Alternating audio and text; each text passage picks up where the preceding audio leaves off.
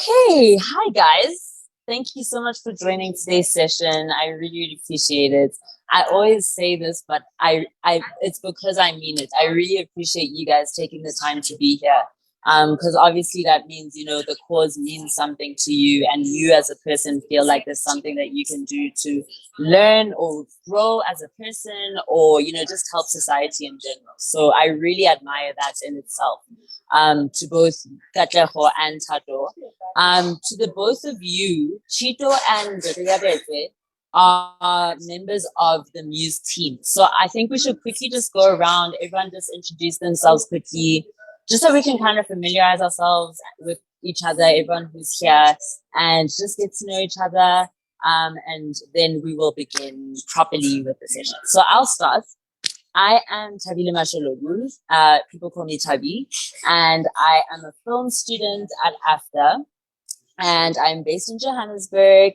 And I am passionate about gender-based violence just because I have seen how much it impacts people's lives and how it goes beyond the moment and the event, and how it really, really just impacts people's lives. It impacts people's ability to be their own person. It affects, for me, it's just the effect it has on people's lives and their livelihoods really, really does get to me. And I think there are just so many things that we struggle with because of gender-based violence.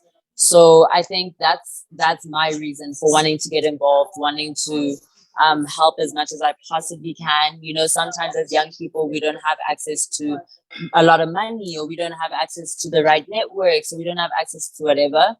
But I think I'm just really trying to use what I do have access to help as much as I can. So that's why I'm here. And then can we quickly go around? I'll just go in order according to my screen, what I see on my screen. So can I ask Chito, can you please go next for us? Good afternoon, everyone. My name is Chito Ntozo Banda, but I go by Chito. I'm a vid student in my third year, and I'm part of the Muse team as well. Gender-based violence is a very important topic that I think needs more and more recognition. And it's very important to me because, like Tabby said, it's like a sort of Pandora's box, because it can lead to so many other, like it can affect so many other areas of your life. And I think it's important for us to have conversations, to actually do something about it. So that's why I'm part of this organization. Thank you so much, Chito. Riabetswe, ma'am, can you please go next? Hi guys. Tabi's calling me by my government name, Reabetse, but please call me Seba. I've recently just become an AFDA student for writing, and it's my first year. I am here because gender-based violence is a South African issue, and I'm a proud South African, and anything that's inhibitor to our growth as a prosperous people is an issue that we should tackle together. So that's why I'm here. Love that. Thank you, Seba. So that's the Muse team so far. We have Lafayette as well, who you guys saw earlier, who is helping us with the technical stuff and is representing the Pride Foundation. But that is the Muse team. So to you wonderful, wonderful people who have decided to join us on this Thursday, can we please hear from you guys? Can we start with Katleho? Because I see you're already unmuted. Can we go ahead with you? Okay. Hi everyone again. So I'm Katleho, but I go by Kat. I am turning 24 in April. I am a graduate from the NW University with a BA degree in psychology and sociology. I think I mainly joined the program because I've seen gender-based TBV within my life. I'm a victim of it. I've seen my family members being part of it. So it's always something that has always been very much close to my heart. So I guess that's why what was the main push of me being part of this program. And I look forward to it. So yeah. Thank you so much. Thank you so much. Can we go to Tato next?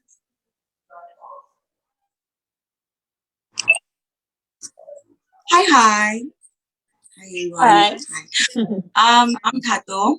I am a good student in my third year studying politics, and I'm really happy to be excited to be part of the team. Um, Gender-based violence, man, as bad as it is, it's a big problem in South Africa. And like we said, I just like the fact that there's people who don't have a lot, but the mere fact that we're using what we do have to make a change means a lot. Just the smallest things go the longest. So just having an impact, just talking about ways in which we can change and be better makes me feel like a superhero. And yeah, that's why I'm thank you. Thank you so much, Tato. That was so nice to hear from you guys. We have one more member of the Muse team who has just joined us. Her name is Buchi. Buchi, would you mind quickly just introducing yourselves? We have Katleho and Tato here with us today. I also see Tlahanyua has joined us as well. So if you could just quickly introduce yourself to them and then we will start with the session.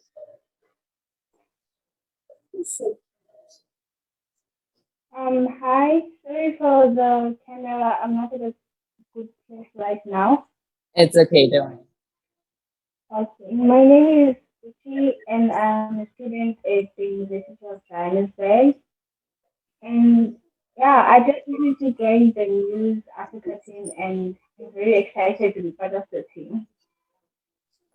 Thank you, Buchi.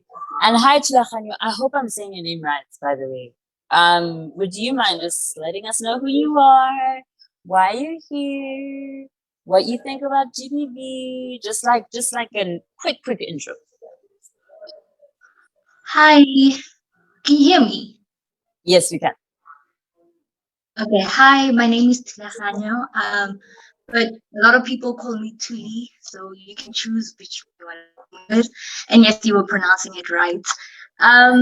I am a student in Monash University. I'm studying law currently. Um, I'm grateful and proud to be part of the Muse because it teaches us about gender-based violence and the whole concept about it.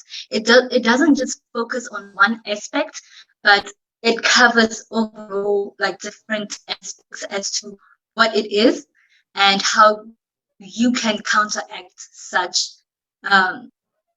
violent act. And this is a great initiative because we're learning, and by learning, we can go out and reach out to other people and explain further on as to what gender-based violence is. Yes, that's all I have to say. Thank you. Great, thank you so much. Tuli, so Tulahanyo likes being called Tuli, Gacheho likes being called Kat. Tato, are you okay with Tato? Or Tato's fine. Tato's fine. okay, cool. Okay, guys, then let's start with the session. Really today's session is very casual. It's more of an icebreaker than anything else. Because we really just want to get to know you guys. We really want to introduce ourselves because we'll be working together, as I mentioned earlier. So yeah, we came up with a few topics. I don't know if anyone was able to join last week's session. Was there anyone here who joined last week's session? Can you quickly just like put your hand up? Because I was going to refer a bit to that. Okay, cool. So for people who weren't able to join, it was a very enlightening session, very informative. It did take place in a more lecturing sort of vibe, but I personally learned so much about GBV, about different things, and a question came up on my end, and I thought it would be a good place to start. And it's funny that it's actually all females who are here in this session today because it kind of links into my question and other questions that I have. But I would say my first question is, do you guys think that women can be the perpetrators of GBV? Because in the session last week, one thing that one of the speakers spoke about was that in homosexual relationships, for example, where it's a man with a man or whatever it is, it's still classified as GBV. And that wasn't making sense to me, because what makes GBV to me is that it's gender based. So, like, I can't think of a situation where women are at an advantage because of their gender, whether it's structurally, whether it's physically, whether it's, whatever it is. I can't think of a situation where a woman is actually abusing her advantage that she has because she's a woman specifically. So I don't know. What do you guys think? Do you think women can be the perpetrators of GBV? I personally don't think so. Just because of what I said about the fact that no matter where you look, like, yes, there's female empowerment. Yes, things have changed. Things have developed. Things have, all of the above. But at the end of the day, women, it's not at the point where I feel like women are at any advantage because they are women, specifically because of their gender. So that's my take. But I'd love to hear from you guys. Katz, I see your hand is up. Can you go ahead for us? Um, I'd like to answer your question with a question, if that's okay. Okay. So Okay, wait. Okay, wait. Then let's quickly go to Chito so that we can properly answer your question. Can we do that? Okay. All right. Okay, cool. Chito, yes. Okay, so for me, I'm trying to like step out of my role as a woman and try to think of it in that way. I don't know if there's any situation where the woman is necessarily at an advantage, but I think if we like look at different scenarios, let's say like emotional manipulation and stuff like that, I don't know if it necessarily ties in too much into GBV, but it can play a role, like it can be part of it. So sometimes emotional manipulation and emotional abuse can be part of that. And sometimes this may be a bit of a controversial opinion, but and I'm not trying to villainize people that do this, but sometimes there's some cases where a child is brought into the world in order to maintain a relationship and is used as leverage, and then emotional manipulation and so on and so forth is used as a mechanism of like keeping something the way it is, or to like control that person, or if anything happens, they can use that child as leverage. So I'm hearing you. So many things popped into my mind as you were saying that, because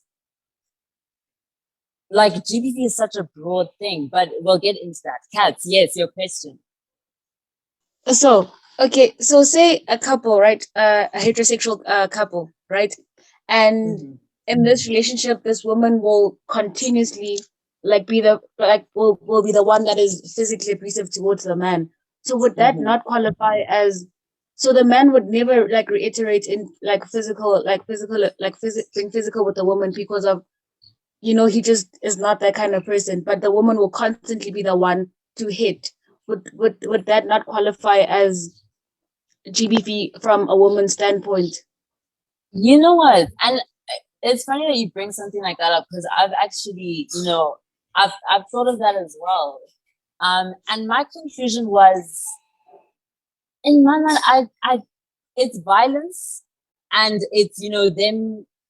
But the reason I want to say no, and you guys correct me if you have different opinions or the same opinion, like I'd love to hear from you guys. But again, if it's the woman abusing the man, right? It's not because, the man is more vulnerable or physically, right? Because you're talking about like a physical thing where like she's beating him up all the time. The man sort of has, it's I don't know how to articulate it. Maybe I need a second to like try and figure this out. But Seba, I see your hand is up. And then I'll come back to this, because it's a very interesting question. It's a very interesting question. Seba, yes. When you speak about a situation in which women benefit because of the stereotypes that their gender tends to carry, I think of I think of a TED talk that I was watching the other time that was talking about fathers in custody battles who are often disadvantaged because they are male. Oh, Usually, males aren't seen as nurturing, as caregiving. So just yes, by being in that instance, even though they are the person best fit to take care of that child, the fact that you are the yes, mother of the child and have certain characteristics is going to be yes. advantageous to you. So that's the only situation I was able to think of, which I will remind you is one. But there are countless other situations Yeah. where men tend to hold a much greater advantage, an economic advantage, which is Mm, very necessary in this mm, capitalist world. So yeah, and I mean, if mm, women can perpetuate GBV just by harboring beliefs that carry GBV along, if you don't believe in um, hearing a victim out, if you choose to abide by patriarchy in a way that's inhibiting your sister from continuing her journey, that's a hmm. part of GBV. So yeah, Yeah. we're each other's So, keepers. do you also think that, things like that whole custody situation, does that also fall under GBV? I think that could form a GBV. I really do think because it's on the basis of the gender. Okay. Okay. Okay. But it's a small Um, part. I wouldn't say it's the yeah, yeah, but it's a yeah, small it's part. not, yeah.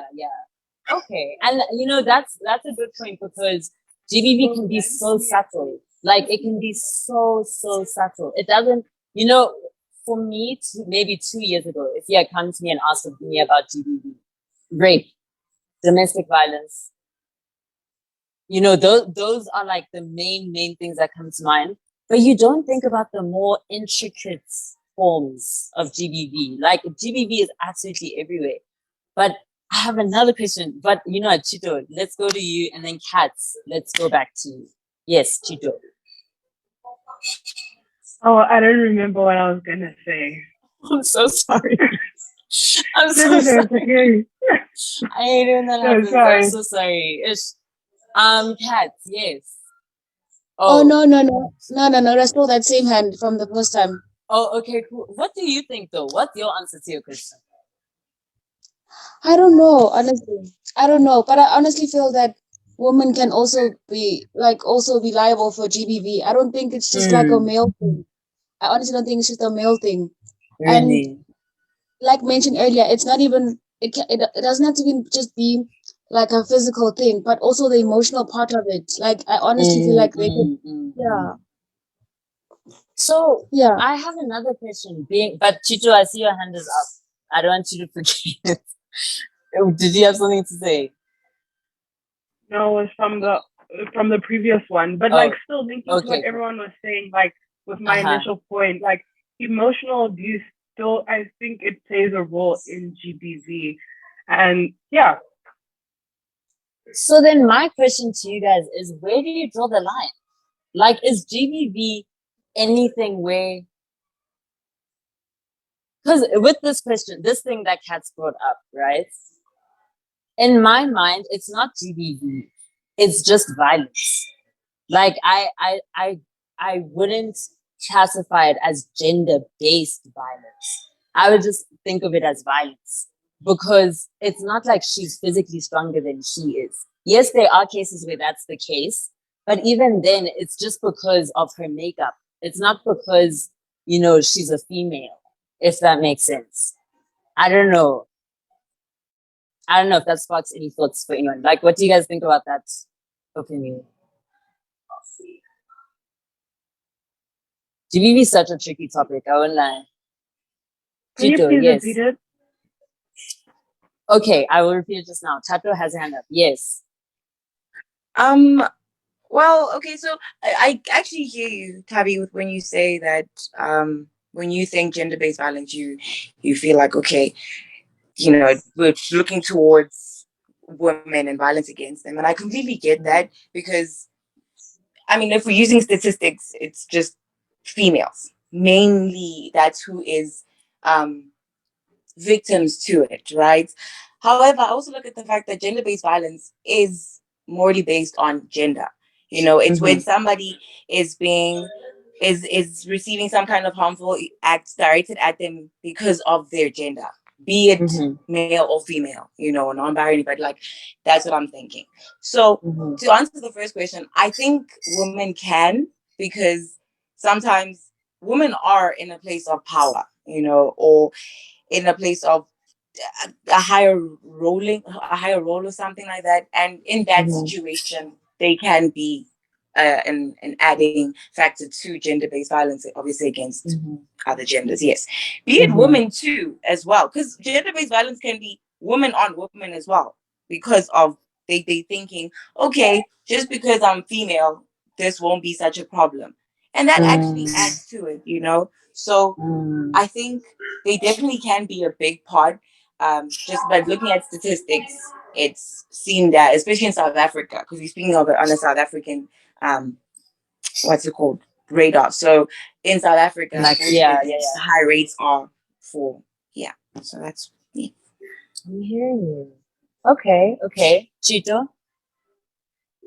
Now, I was also thinking, like, sometimes when we think about households and partners and gender-based violence, we think of it usually when the man is the breadwinner or is more financially stable. But what about cases where the woman is the breadwinner, and sometimes, traditional gender roles like play a role in how they treat each other.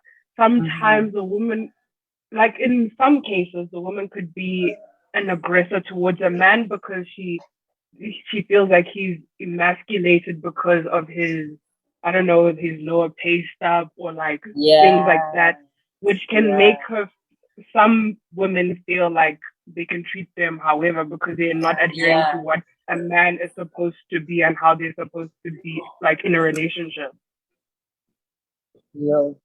So do you guys believe in saying this isn't GBV?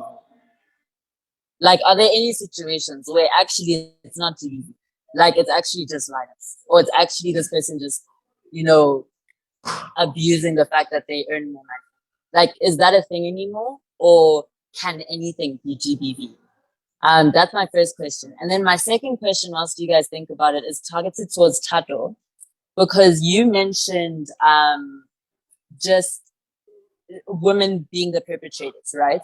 Other than Seva's example in terms of the custody of children, can you think of any more situations where women are actually at such an advantage that they can abuse it and we can classify it as GBV? And I'm genuinely asking out of curiosity, like if anyone can think of anything, because I struggle with this. Honestly, I actually can't. I know it's funny because I brought it up, but I just can't think of it's tricky, an right? example. But I'll think about it and I'll get back to you. Okay, cool. Seva, your hand is up.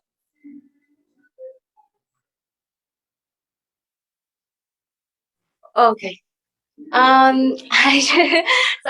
I just wanted to clarify what Cheetah was saying, if I understood it correctly, is that women who mistreat men who don't necessarily fit into the strong stereotype masculine, perpetuating a form of violence against them because of the fact that they're men.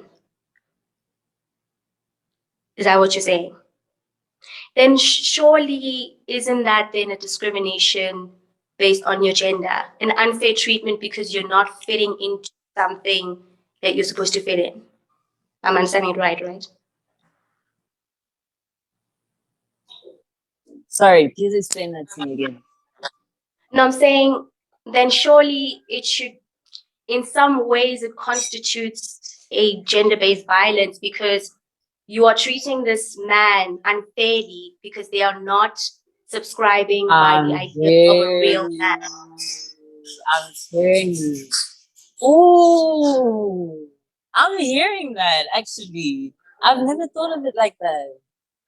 I've never thought of it like that. What do you But the guys think? dynamics are still a little bit different. They're still tricky. Yeah, because then... it's still a little different to understand, but it's on the basis that you are not what you were told to be.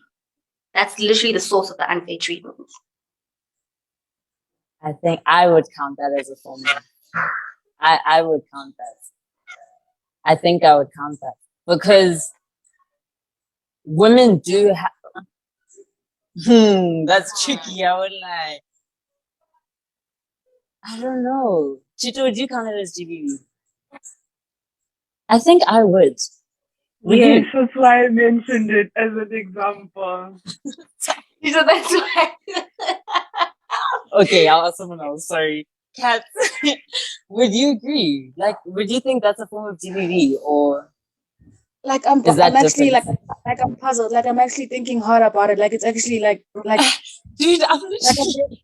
I've never thought that far about it. I've never thought Right? that.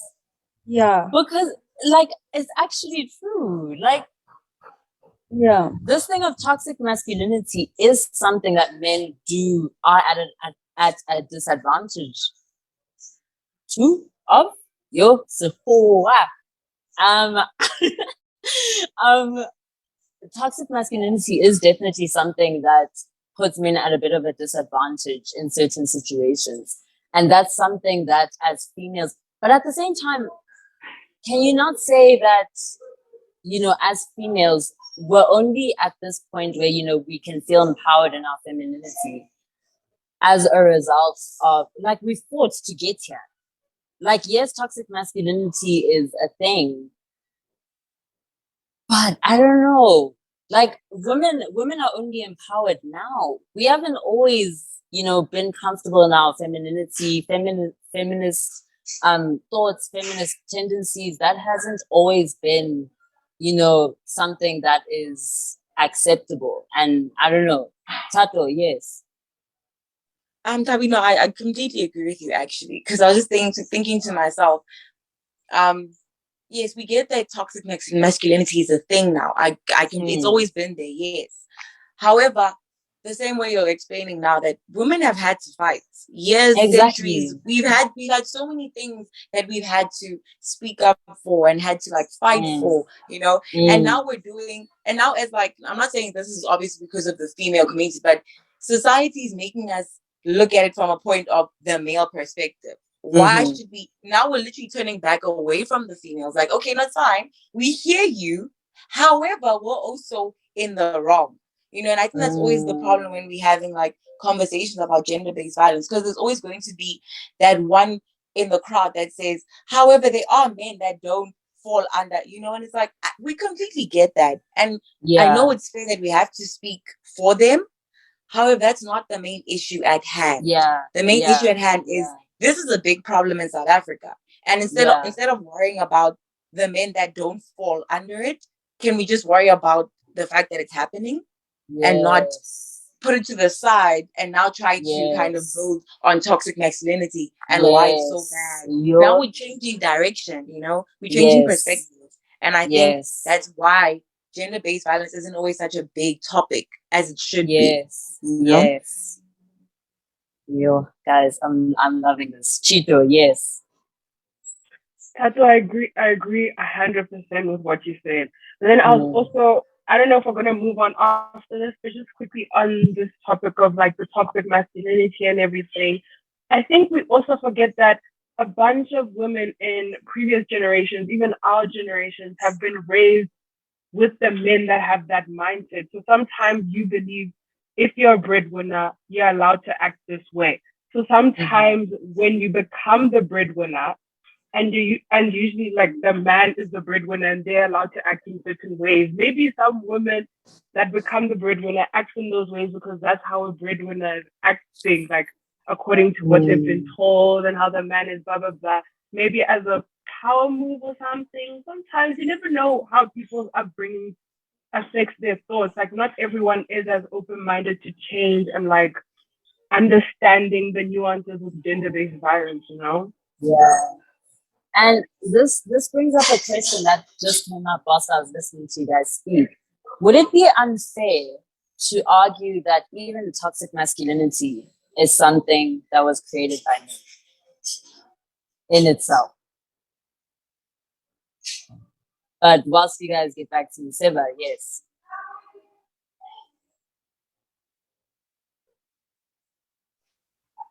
Oh, I think yeah, Cheeto and Tato basically covered the sentiments, but it was on the other point. Even if it does form a part of gender-based violence, the reality is to be a man is to benefit a lot more than to be a woman in this world. So it's yeah, basically that's what they said is what I'm saying.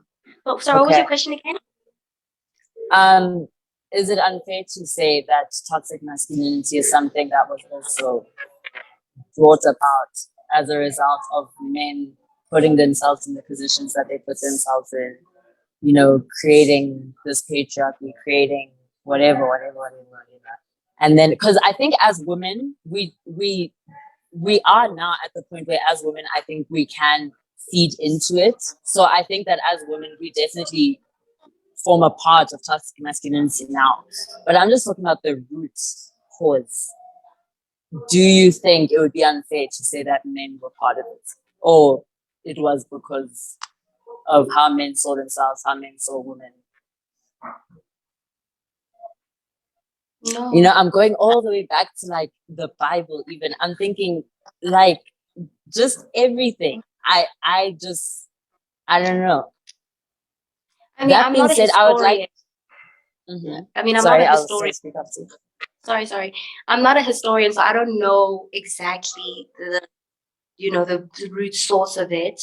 But I think for as long as we've known history and the way it's written in the narrative it carries, no, I don't think it would be unfair to say men were the ones who carried that responsibility themselves.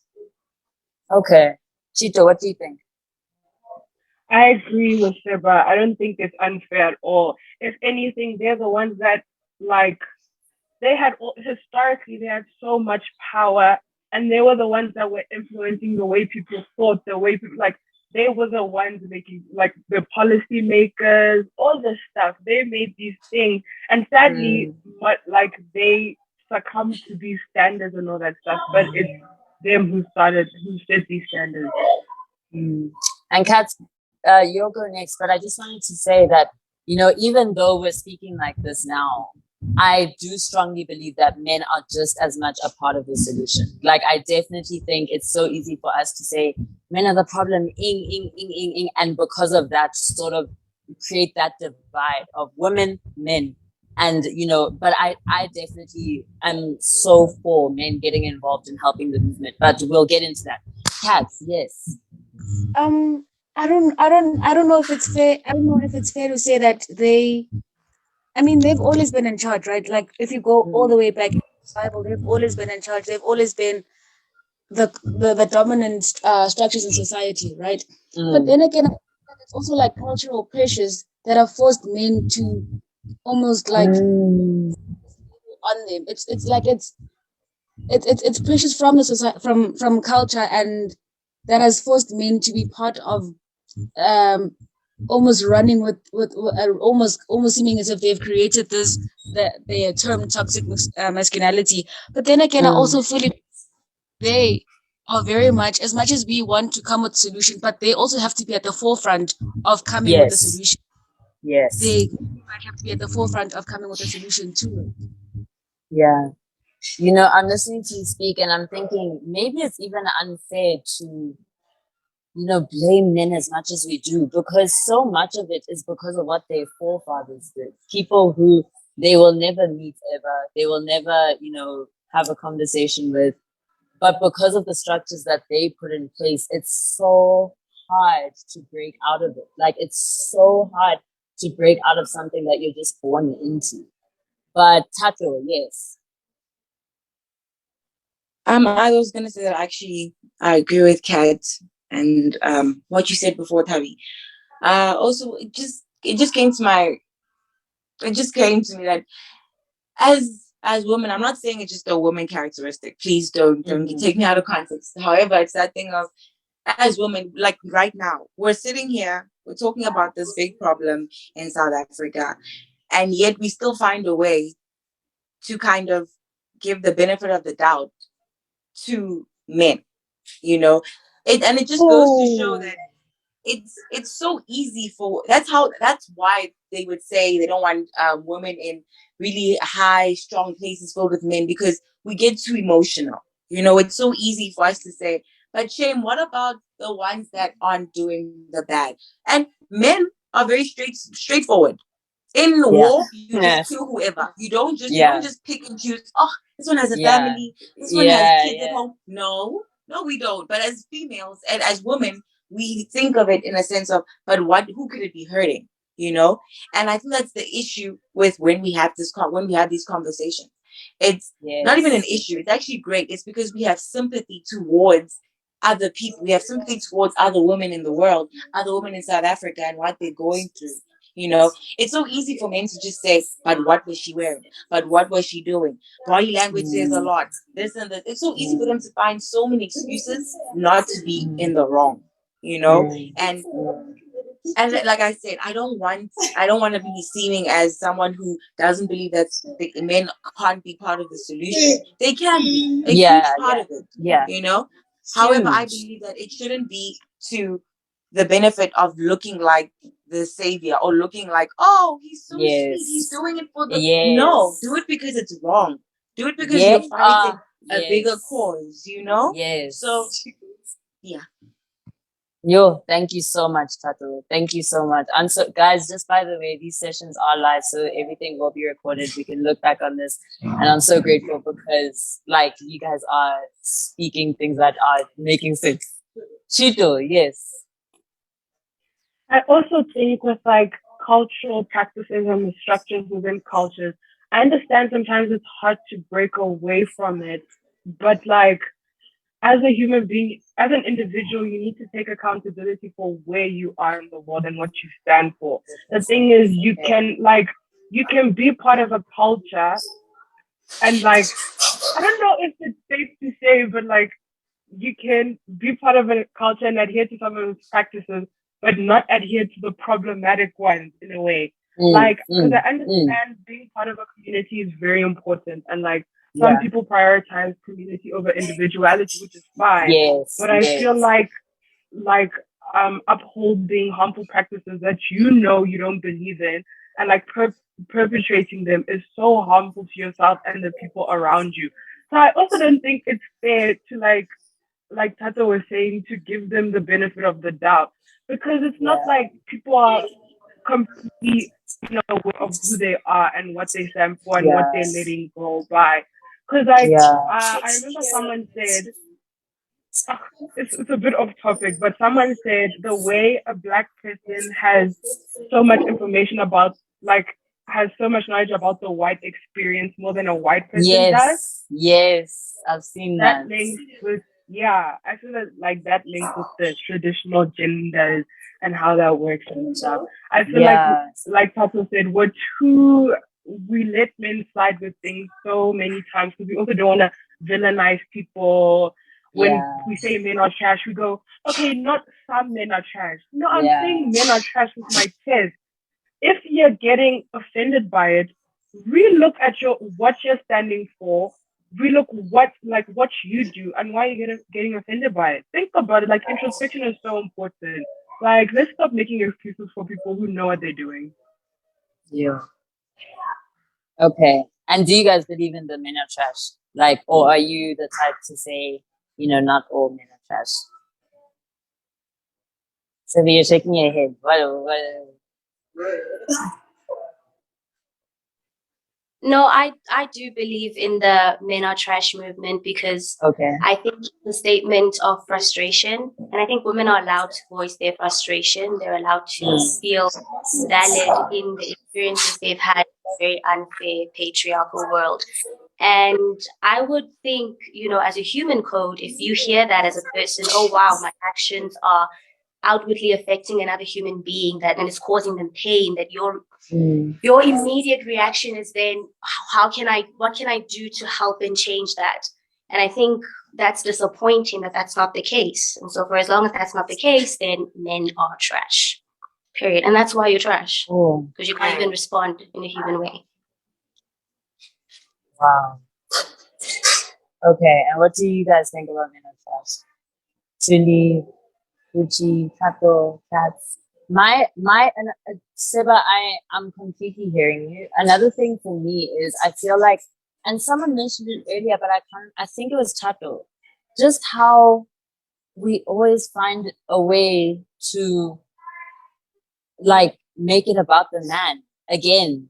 Like it's a thing of, yes, Men Are Trash is, the title of the campaign and the movement. But it's about, you're getting confused by the wrong details. Like you should be focused on, as I was saying, the frustration behind it, what it means. It's not like you're getting confused, you're focusing on the wrong details, and it's because you're making it about yourself again. You know what I mean? That's my take on it. I am the type to say that I know very amazing men. I have amazing men in my life, but men are trash. Like that's there's so much behind the campaign that you can't just, if someone refers to the movement and says men are trash, and the first thing you say is, no, not all men are trash. I just don't like where the focus is. And I think the focus speaks so much to your character, to what you care about. It shows a lot about, what you care about as a person, and all of that. I don't know. Tato, yes. I completely agree with you, Siba and Tabi. Most definitely. The focus is honestly on the wrong part of that movement, Yeah. Stick to what the movement is about. It's not even about just the words men are trash. Okay. Yes. Sure, if it hurts you, okay, that's you. But why is it hurting you? Why does it make you feel anything less than, the frustration that the movement is about?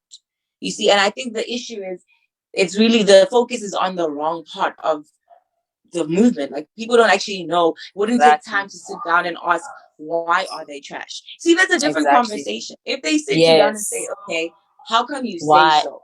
That's a whole different conversation. I would happily sit down and explain to them that it's just coming from a tired and frustrated woman. It's coming from women who are just so they've been through so much of life, having to bend down so many patriarchal rules and having to be quiet and be silenced. They're tired, and they're tired of their silence, And just because somebody's quiet doesn't mean that they have nothing to say, Yeah. So yeah. they don't take in that account, and that's the problem. Yeah. And the truth of the matter is, men are trash.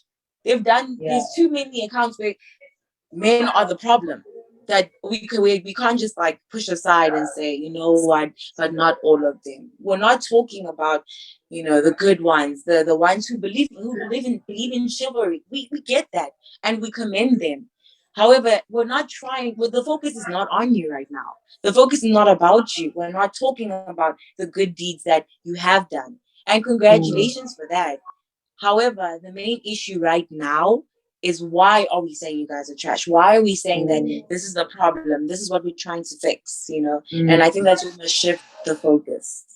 Yeah, and I think you touched on something very important, because I think there is a slight misconception that we as women would not want, like, I think actually men are scared to like sit with us and say, you know what, help me understand.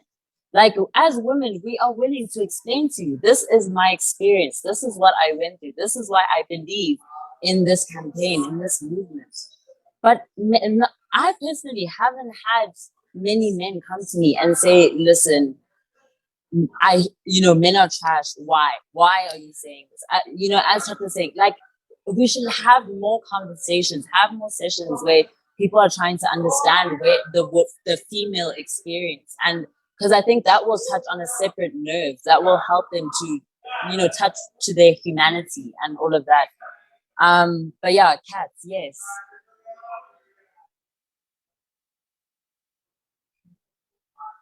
Oh, sorry about that.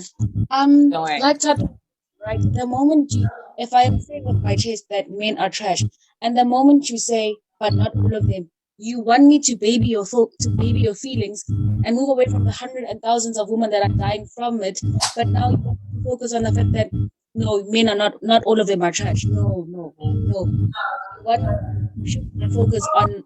Oh, are they not all trash? The fact that you want me to move away from such a serious matter and to focus on to, but not all of them, then you're still being trash, because I mean, millions of women are being affected daily by men, and you want me to move my focus because you're quite hurt by by me saying men are trash. No, that's a problem. That and Yeah. I fully stand by men are trash movement. I feel Yeah. Yeah. Yeah. It's crazy. Women are losing lives. And somehow we still take it back to, are you as a man okay? That is insane to me. Gucci, yes. I actually had a question, but after listening to everyone speak, I just understood that some men like to defend themselves when women say they're trash because they maybe it's the guilt of them not willing to stop the people around them that are doing bad to other women. So I'm feeling like it's the guilt and them not having the maybe just like the urge. I don't know, the push force for them to stop what's going on around them, for them to do something about it. Yeah. But do you think And do you think that's an excuse? Sorry, yes, you're saying. oh, I had a question, but it's fine. Okay, I'd love to hear your question. So can you just hold that thought? I'm gonna come back to you. Chito, yes. I was gonna say, I think also some men, with the conversation around men are trash, some of them that do exclude themselves from the trash category, I feel like some of them exclude themselves for the wrong reason. So they'll think they'll do something that's just like human decency, Yes. but then they'll That's also they'll do horrible things on the side, but because they show some, like they'll be like, no, but I'm like this towards women. I don't do this to women. They automatically assume that they're not in the category. Meanwhile, they'll do other things that are very detrimental to the safety of women. But they feel like one good deed like overrides the harmful things that they've done. So, and I also think that sometimes with this conversation, sometimes I don't know if you like should come to women for them to tell you about it. I feel like sometimes you need to do your yourself. own research, and that can happen in like conversations with the other men around you. Because sometimes if you go to a woman and you start to talk about GBV, depending on the person, it could be like revisiting a traumatic experience. You never know. So like I feel like sometimes it's important to have conversations with women, I agree. But also amongst just like them as men, you need to talk about it and the roles that they play. That's why I said before, introspection is so important because it starts with you. Like you're the most important person in the situation.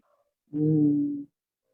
Yo, guys, like there are a million things that keep popping into my head as you guys speak because I feel like GBV in general, just this whole topic, everything we've been speaking about is so layered, and there are so many things that we need to unpack as a society. But Gucci, your question. Can I ask when I remember? Because I Okay, think you and Maria answered it. okay, cool. Truly, yes, I have a question, right? yes. We talked about patriarchy, toxic masculinity, and misogynistic behavior. Like, how far do you think religion has contributed to all such behavior and GBV? Hmm. Chito, yes. I feel like sometimes with a lot of things, they always good parts and bad parts. And one of the problems I have is that sometimes people use religion to, like, they use it in a way to justify harmful behavior. And sometimes certain structures, like churches, this is not to offend anyone anyway, but by the way, it's just an observation. I've noticed that some religious structures, the way they set up, certain behaviors are covered up or certain members are protected, and certain things, they use the holy book to justify certain things or like excuse certain behaviors. And like sometimes uncertain roles sometimes like are confirmed in certain religious books, like of what this gender should be or what this gender should be. Then people end up like twisting that into like in ways that suit what they believe. And sometimes that's different for different, can be very harmful. Yeah, and it kind of reminds me of. Sorry, yes, is someone speaking?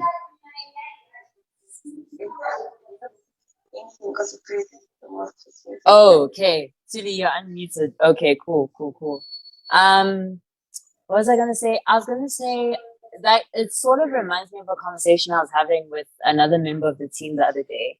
And we were talking about how it's so tricky to say like that is bad and that is good. Therefore, that's a good person and that's a bad person.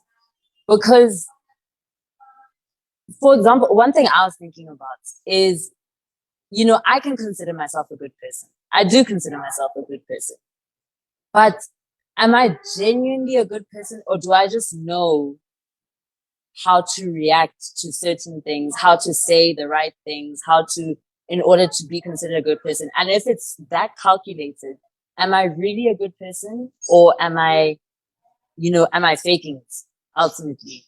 And I think it kind of ties into religion as well, because the people who are religious think they're doing the right thing. They think that, this is what God says you should do. And, God loves us, so he would never cause harm upon anyone. And, there is a reason why religious people, do the things that they do. But again, it's about, abusing that. Like that, that's when it becomes a problem. But at the same time, other people, like there's so much to it. But I don't know. Does anyone else have any other thoughts on it? Seba, yes. I'm hearing what you're saying when you say that very often the people who push these narratives, to them it's a genuine, it's a genuine part of themselves. It feels like you're rejecting their identity, and they're going to take that harshly. But I think it comes back to being a human being. I think one of the best things about the fact that we're human is that not necessarily that we know how to act right or that we know how to act wrong, but that we know how to empathize with each other. And the minute someone can tell you that what you're doing is causing me pain, or what you're doing is restricting me financially, it's stopping my brain from being able to be mentally stimulated because I'm out of school or something. The minute you start to tap into that part of you that's human, I think you need to then be open to listening to other people. Does that make sense? Yeah. Yeah, I'm hearing you. Chato, yes. Back to just not take us too back. With the religion one, I completely agree, and it's very sad because, well, personally, I'm a Christian. I'm Christian, and it's so.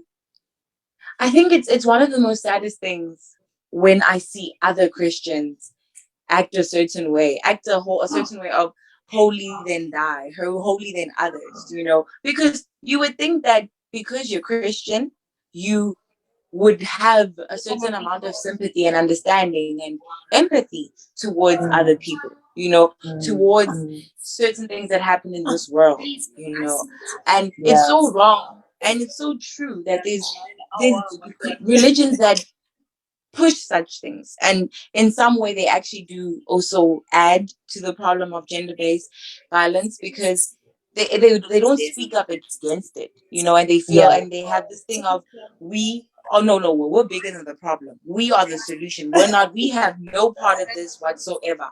But do you ever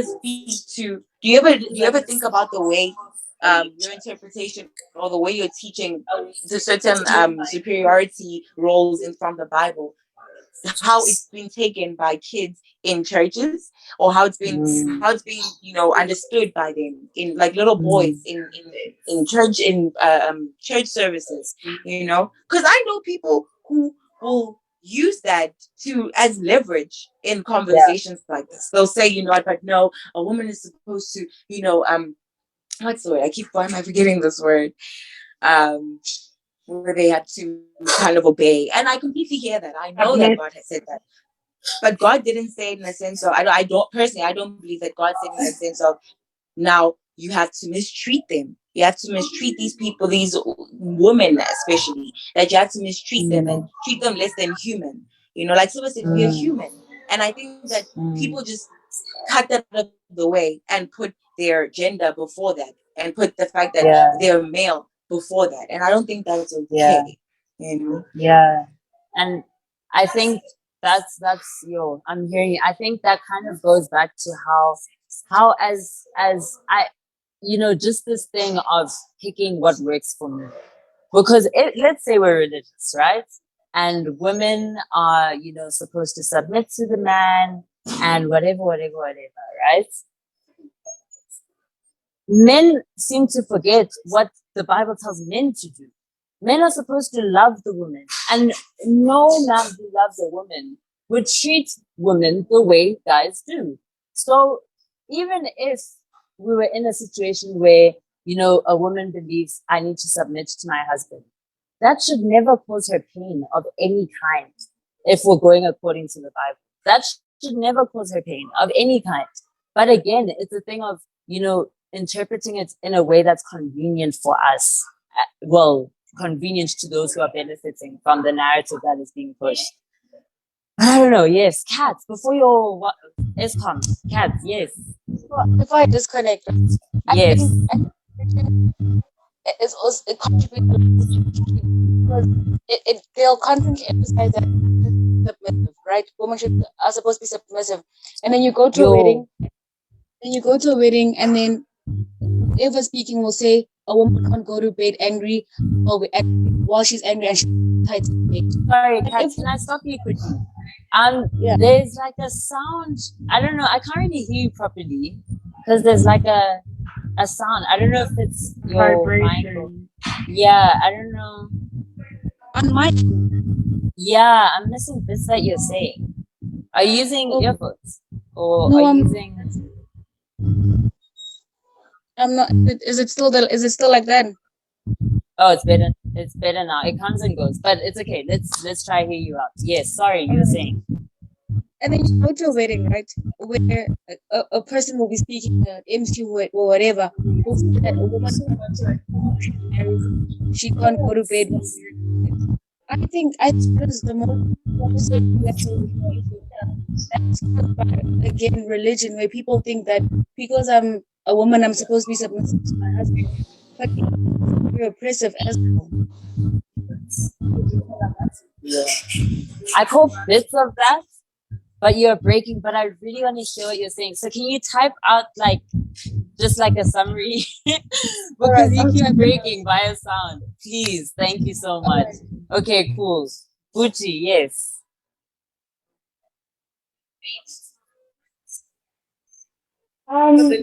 Speaking about religion,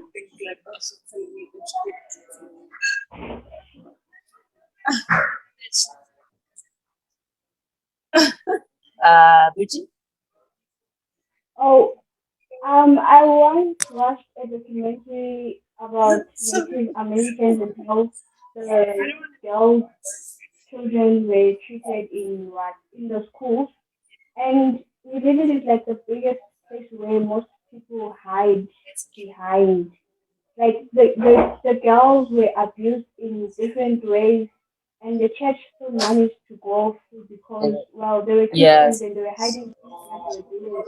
And the problem is they use religion to take over women because religions mostly put men at higher positions.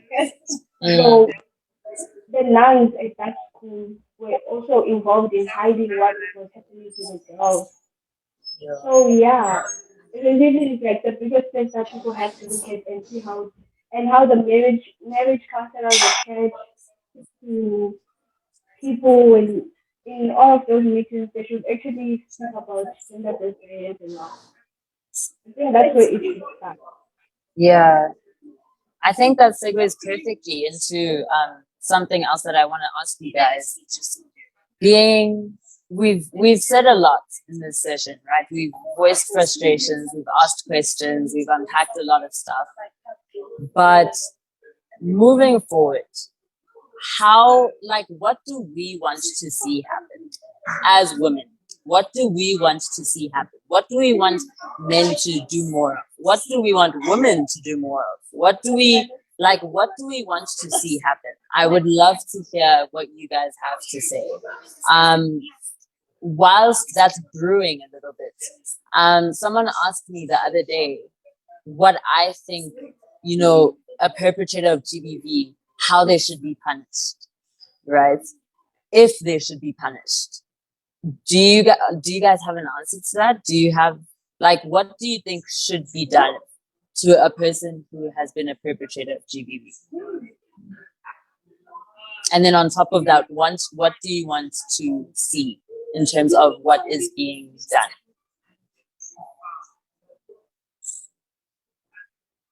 I think maybe we should go around the room because I'd love to hear everyone's opinions. I guess I'll start.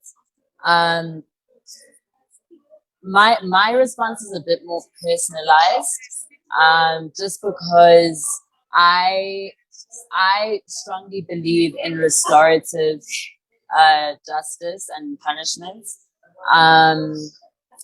So for me, things like I definitely don't think perpetrators should ever be able to get away with, what they do. Who's asking me? Oh, sorry. I was like, why is my name? It's okay, Chito. I was asking, what do you want to see happen in terms of how society deals with GBV? What do you want to see happen? And for me, I want to see less tolerance for it, especially amongst men, because I think closer to home, amongst, ourselves, amongst us as young people, young men are getting away with so much. Girls who are getting raped are bumping into their rapists when they're out. That's something that, just that experience as a person who has been raped is so traumatic. And you know that the person is carrying on with their lives, nothing is changing, they aren't being held accountable for any of their actions. And, that for me, so more accountability, and more men getting involved in the solution. More men actually, I get, the other day we were having a meeting where we were talking to the male members of our teams, and they were saying that a lot of guys are scared to talk about GBV because they're scared of saying something wrong, or they're scared of being called problematic or getting cancelled. But I want to see women get involved because, yes, women are leading it, women are strong, women are able to do anything. But men are just as much a part of the solution. And there's a part of, we as women will never be able to relate to a man the way a man does. And because of that, we'll never be able to get through to a man the way a man can. And I think, there's so much that we can say, we can yell, we can cry, we can, but there will always be a chunk missing because the men who form a part of our society aren't getting involved.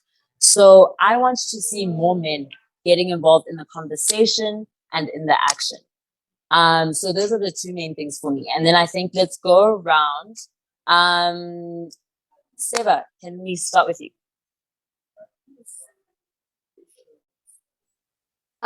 In terms of the second part of the question, which was, how do I think a GBV perpetrator should be punished? Like you, I do believe in restorative justice. At the same time, I also do believe that, everyone needs to be judged on an individual basis. So at times, what crime was it? Was it rape? Was it harassment? This whole spectrum. But yeah, I do believe in restorative justice. And I think that's really all I have to say on that, because I don't know too much about it to comment on it. And then in terms of moving forward, I mean, GBV is such a layered problem. You know, there's the media reporting. Media reporting would have to change. There's corruption, you know, making sure that funds are going to the right places so that women who are using state-funded programs that fight GBV are able to access those resources. There's also then individual to individual, on an individual to individual basis in society, you know, each and every single one of us making it our business to at least try and do something. Um, and yes, I would like to see more men stand together, but I'd also like to see women stand together. And I'd like for it to actually become instinct at some point in time for women to protect each other rather than to be ready to tear each other down. So I also want to see that as well. But yeah, it'll take time, but as long as we do our small bits and our small parts and just remember what we deserve, you know, then we'll be. Yeah. Do you think women don't really have each other's, like, we don't have each other's backs right now? I think we can do more. Okay. I really do think we can do more. And I think sometimes to believe a woman who is speaking of rape, I mean, the statistics are quite high. It's like, I think the statistic, I don't know if I'm wrong, correct me if I'm wrong, but I think it's 2% of false rape reports out of all the rape reports. So you're really going to base your belief off of 2%. Just think about it logically, you know? Yeah. I think, Okay. Thank you so much, Seba. Chito. So the first question was about, because I didn't hear the questions actually, I was off of the call. The first question was, what should be done? Like, what's the way forward? And then the second question was about restorative justice and that. It was about, how do you think perpetrators of GBV should be punished? If they should be punished at all. Okay. I definitely think they should be punished. Before, I used to have a very extremist view because I was aware of how more often than not it's a conscious decision to do what you're doing. And I'm talking about the more extreme forms of GBV. I'm talking about trigger warning, sexual assault, and like rape and things like that. But now I'm thinking restorative justice. I'm also for that, and also like, of course, the adequate time needs to be served. But I still have my foot a bit dabbled in the extremist view of like, you made a conscious decision to aggressively like do what you did. Like that's something you chose to do. Like no one told you to do. Okay, cases are different, but you actively chose to do what you did. So I still have part of me that's still very extreme and wants them to have that extreme thing of having their things chopped off. I was for that for a while. But I do believe in restorative justice for now, because improvements can be made in someone's life. I just worry about victims and stuff like that, because even if someone has gone through, let's say, therapy, they've done their time in prison, I don't think a scar like that can be healed. Like, even though they've done that, I don't think it heals something like that. Yes, all right. So, but I guess I guess I'm for restorative justice now. And then what can be done? I think starting to teach like people from a very young age, because I know nowadays, like I know people are very scared on what they can and can't say to children. But I think we should start teaching kids about consent. We should teach them about like very, not in a way to scare them, just to inform them about consent, about their bodies, about boundaries, all those things. I think it's super important for them when they're young. And especially boys, I think they'll need to have, the people that identify as men, I think they'll need to have extra lessons about things like that. And like conversations need to be facilitated around that. Like more organizations should be doing what we're doing, like going out to different schools and having them actually think about these topics that they wouldn't have thought about before. And also legislature, like it's a nice step that the sex offenders list will be public, more things along the lines of that. Yeah. Even on the on your point of, you know, teaching it to young children, I've always thought, why is it not a part of sex ed? like they can incorporate it gently as they do with sex ed. Incorporate it gently, go, as the age is appropriate, match that to what you teach them. There really is a way to incorporate it into the schooling system. But yes, okay, Tato. Yeah, no, I agree with that. Incorporating into just incorporating into society. I really do agree with that one. Tavi, to answer your first question, that one's a bit of a tricky one. It's very, very tricky because I'm one person who believes that no one should be playing God. We shouldn't. Yes. We're not God. However, I am also on the side of people are supposed to pay for their mistakes, and it's not even a mistake. Their choices, their decisions, and especially if it had such a huge negative impact on somebody else's life. So obviously now I can say, yeah, they must serve their time, but does serving their time do anything? I mean, they can be put in jail for 15 years, 20 years, and still come out the worse than they went in. Not remorseful whatsoever. And I really agree with you with what did you say? I'm so sorry. I'm losing my train of thoughts. Okay. Yes. I feel like it's such a sort of, it's such a good, it's very, very true. We need it.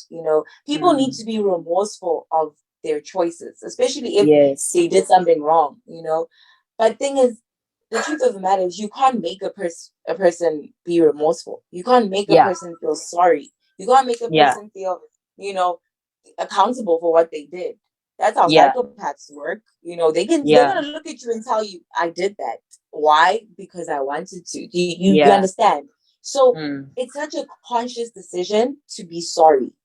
So that's why it's so hard for me to say what is to happen to them. Because we can put them through so much death, so much pain and suffering just to make them feel that pain. But aren't we just adding to the problem as well? Which is also it's a very conflicting kind of thing. So I know I didn't answer your question. It's just very tricky to answer it. I know. And I hope somebody will come up with an idea that I am obviously like swaying towards and saying, okay, I hear this one. Maybe we can try and put that into our community. But personally, I don't know, honestly. And what we should do, just stop shying away from the problem.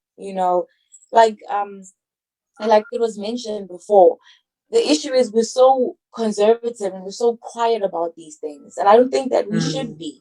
It's a big conversation. Have it everywhere. And as much as yes, we want the men to be more inclusive, more included in this, they need to want to be included. I would love to know and have men have these conversations, just normal times. If I'm going out with friends or we're just chilling, just bring up the conversation. And let's talk about this. Let's talk about making it better for like the next person. It does not. Don't think about the next generation. Think about the next person. That's all. Now, Right now, there's this petition about the Bolt drivers, and I think I had a conversation with someone on Sunday, and it's so easy for someone to just say, yeah, but like they can just use another alternative transport. And it's like, it's not because I don't use Bolt because I want to. I use Bolt because I have to.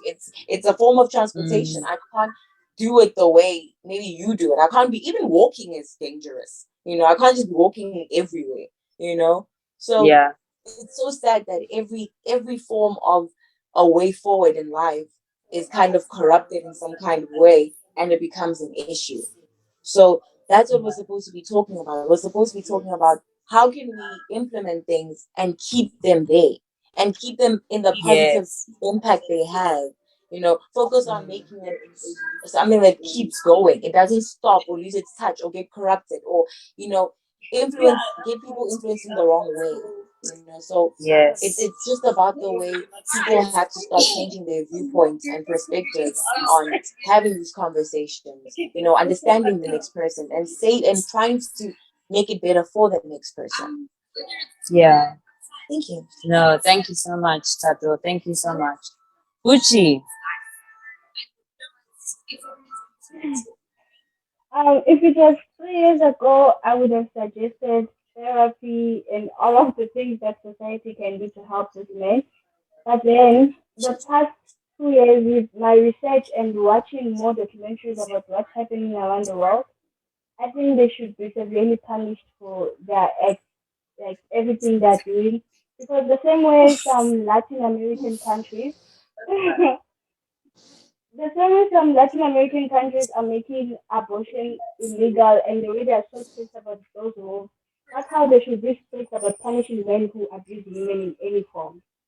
So Mm. yeah, and I think like sorry, I'm reading because I can't get my point.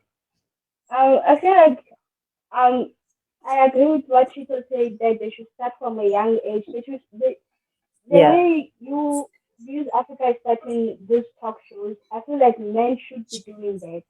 Talk shows and involving they should be asking us questions because we are the ones who get victimized. They should be asking us questions, trying to understand how we feel and what we want them to do instead of trying to say we keep on blaming everyone, we keep on blaming and saying that all men are trash. So I think they should start Yeah. speaking to their little brothers, their nieces, their nephews. Like they don't really have to go deep. Like telling your little brother not to beat a girl in his class because he's a boy and he's a man could help. Starting from there, do not beat this Yeah. girl. Do not say mean things to this Yeah. girl because she's also stupid. Yeah, so that's what I think. Yeah. No, thank you so much, Gucci. Thank you guys to all of you for joining the session, for engaging in the conversation. You guys are so incredible in terms of just the way you think. I really do admire so many things that were said today because I gained a lot from this conversation. It got me to think about a lot of things.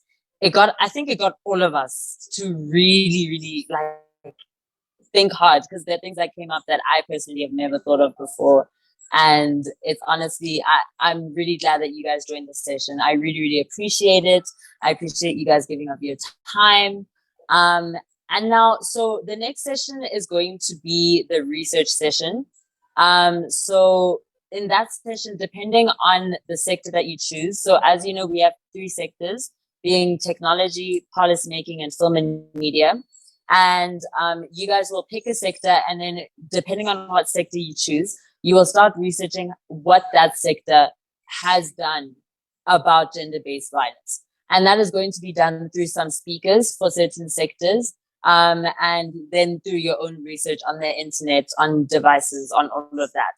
And you'll be working with your group, and we're really going into problem solving mode now after this. We are trying to find solutions as best as we possibly can.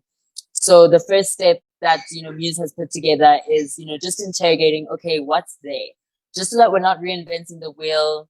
If someone has already created something that we want to do, let's partner with them, let's reach out to them, let's see how we can add value to what they are doing to make it overall more impactful. So whatever it is that you guys think you can do as a young person in South Africa to address gender-based violence, big or small, literally even the smallest gesture can make the hugest difference. So let's try and figure this out. Let's have more conversations. Let's have more of these sessions. But for now, sorry guys, my Wi-Fi, I don't know what happened to my laptop. Can you guys still hear me?